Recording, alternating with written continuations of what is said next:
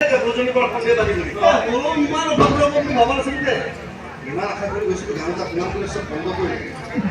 গাড়ী মাৰি ঘৰৰ পৰা খেদি পঠিয়ালে জানো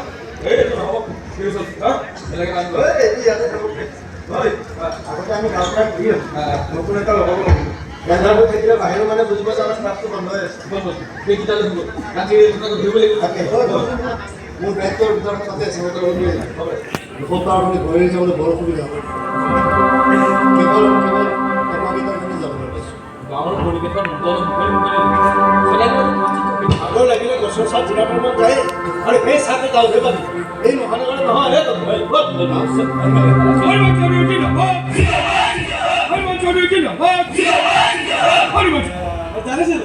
জানিছিলো যে তুমি এটা লগ বুলি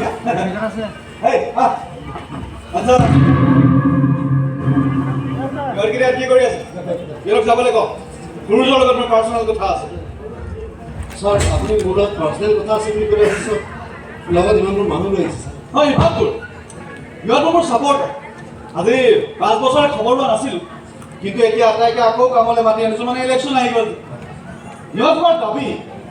যে দিনৰ দিনটো কাম কৰি ৰাতি অলপ জিৰাবলৈ মানে এই তুমি ধৰিবলৈ এটা ভাল ঘৰ AC TV থকা ঘৰ সিহঁতৰ এই গ্লাব ঘৰটোতো ৰেলৱেৰ মাটিতে আছে ন ভাবিছোঁ এই গ্লাব ঘৰটোকে ভাঙি বঢ়িয়াকৈ মোৰ অফিচ ঘৰটোকে বনাই দিওঁ নেকি মানুহে জীৱনত বোলে এবাৰে ঘৰ বনাবলৈ পায় ইঞ্জিনিয়াৰে কৈছে ভাৰতৰ নাম্বাৰ 1 চিমেণ্ট আল্ট্ৰাটেক লগাব বুলি মোৰ ৰিক্স ল'বলৈ বেয়া পাইছোঁ গতিকে ব্যৱহাৰ কৰিবলৈ দিছোঁ আৰু তই ক্লাবটো মেম্বাৰ গতিকে তই ছাপৰ্ট দিলে কোনো কথাই নাই ছাৰ যোৱাখিনি উভতি যাবলৈ দিয়ক ছাৰ এই ক্লাব ঘৰটো ভাঙিব নোৱাৰে ছাৰ নোৱাৰে মানে আৰে মই MLA হয় এইবাৰ জিকিলে মিনিষ্টাৰ হ'ল মই নোৱাৰা কাম কি আছে আৰে বেকাৰ কৰি আছে ঘৰটো ছাৰ বেকাৰ কৰি থকা নাই ঘৰটো ছাৰ আমাৰ তাতে দুপৰীয়া মই জিৰাবলৈ চাহ দিব পৰা কোনো বস্তু আছে চাহ দিছে ঘৰটো আৰু ল'ব পৰা বতাহ নাই বতাহ দিছে ঘৰটো লোকৰ গাড়ী পৰা মই খাই পেলাই কেনেকুৱা আশ্ৰয় নাই ছাৰ আশ্ৰয় দিছে এই ঘৰটো ছাৰ এই ঘৰটো ভাঙি মই মন যোৱাৰ আড্ডা কৰিবলৈ নিদিওঁ ছাৰ তই মোৰ মানুহ হয় আপোনাক চব কৰিছে কিন্তু এই ঘৰটোৰ য'ত আমাৰ বহুত ঘাম আছে গান আছে চুকফনি আছে ছাৰ এই ঘৰটো ভাঙিব নোৱাৰে ছাৰ আপুনি আমি চুপ কি পাৰোঁ কি নোৱাৰোঁ তাৰ হুকুম দিবলৈ তই কোন হয় আৰু পলিটিকেল পাৱাৰ্ছ আমাৰ হাতত আমাৰ যি মন যায় আমি তাকে কৰি ছাৰ যি মন যায় তাকে কৰক ছাৰ কিন্তু এই ক্লাবখন আমি কি কৰিবি ছাৰ প্লিজ কি কৰিবি আমি MLA মিনিষ্টাৰটোৱে দলিয়াই দিয়া ৰুটি খাই খাই গাতটো বল বাঢ়িছে মাতৰ জোৰ বাঢ়িছে ন